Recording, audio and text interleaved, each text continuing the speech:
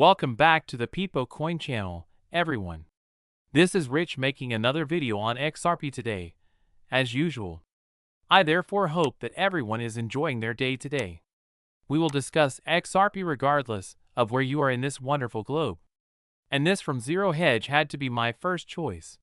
Congress is packed with pro-Bitcoin members, but party deadlock is still a possibility. We have a pro-crypto Congress. Therefore, I believe that many things will be passed quickly in Washington. There are some issues that simply cannot be resolved. And one of them, in my opinion, is the Bitcoin reserve.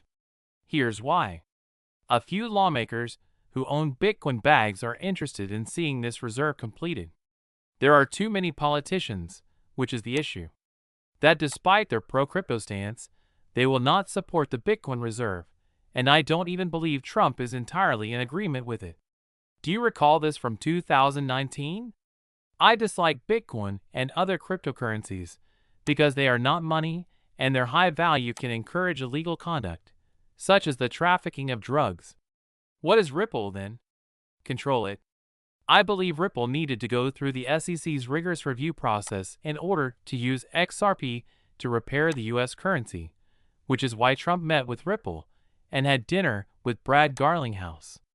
Everything we've seen over the past 4 years, in my opinion, had to be planned. The CEO of Ripple talks about how USDC, SOL, and XRP fit into the US crypto reserve strategy. This is Brad Garlinghouse's opinion. Joining Richard Tang and J.K. Fruit on stage to talk about the route to 1 billion cryptocurrency users was my first time, but definitely not my last, at CFC St. Moritz.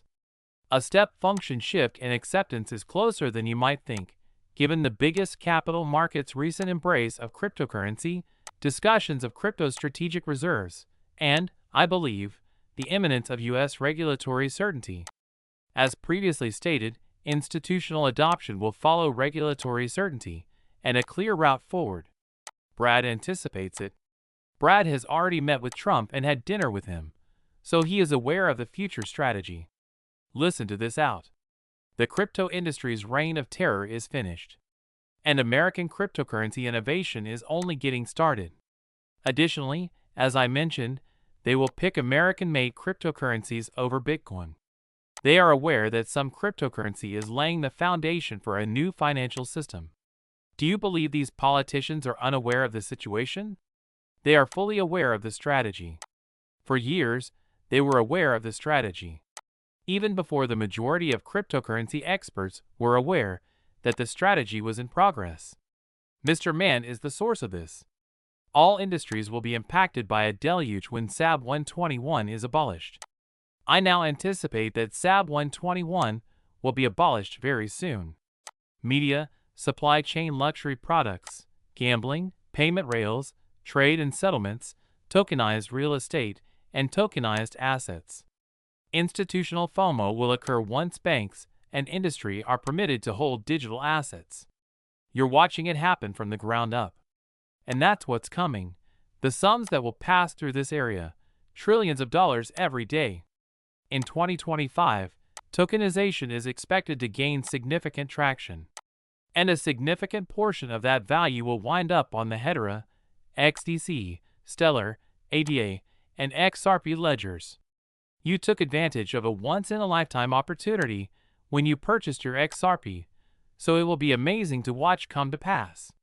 It will take place in 2025, and you will earn a ridiculous amount of money. I was fairly close, but some factors alter. Ripple Me, this is the source of this. Following their instructions, they slowed down Ripple's momentum. They took it as far as they could, and now they will say, "We bought you all the time we could," to the same individuals who gave them the order to file the lawsuit against Ripple in the first place. You're alone.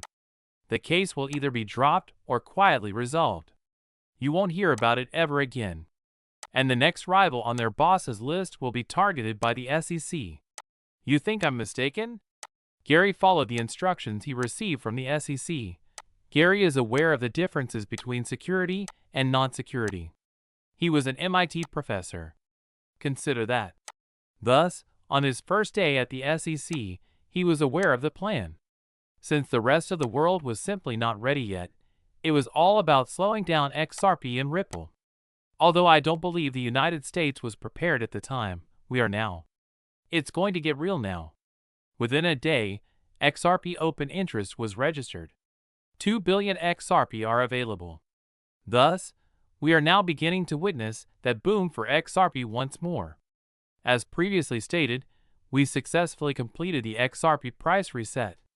Next, anticipate an all-time high. There are still many who believe that tomorrow we will surpass $4. Consider that. That's how quickly XRP's situation is about to improve. It's the next leg up. We shall proceed to price discovery after that. And watching that happen is going to be very amazing. This cycle appears to be more under the control of XRP than even Bitcoin. Only 14 nations now have a national blockchain roadmap, according to the British Blockchain Association. I believe that many nations will simply adopt whatsoever legislation the United States develops, including those pertaining to cryptocurrency. The majority of nations will simply follow whatever the United States publishes. And since laws cannot differ from one nation to another, I believe the United States will implement MiCA-style restrictions. I have consistently stated that global stablecoin and crypto rules will be implemented. Chris Larson discusses globalization in this video. Listen to it. Here, something basic is taking place. We all sense that in our bones, don't we? Something really large is there. Unless something truly fundamental is happening, you won't have this much money and skill coming into this field from around the world. And from our perspective, this truly is the last phase of globalization. Furthermore, I believe that everyone is aware of how unpopular globalization has been lately. However, I believe we all understand that, until we become more global and collaborate more internationally, our world will not survive. Some things need to be fixed. There is nothing negative about globalization. We would just describe it as incomplete. It's still being worked on. We also sort of use the analogy of how fire cannot exist without heat, oxygen, and fuel. And we believe that without a global system and three essential components, data, goods, and money, globalization cannot succeed. In actuality, we currently only have that in two of those items, goods and data. We don't have any cash. Globalization has a lot of potential, but it hasn't yet lived up to its full potential. We need to finish. He refers to the new financial system when discussing the money. Additionally, the new financial system will be a worldwide one. People believe that it will only have an impact on citizens of this nation, the US, or the EU.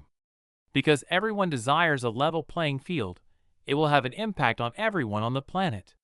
For this reason, all of these nations are jumping on the bandwagon and abandoning the US currency.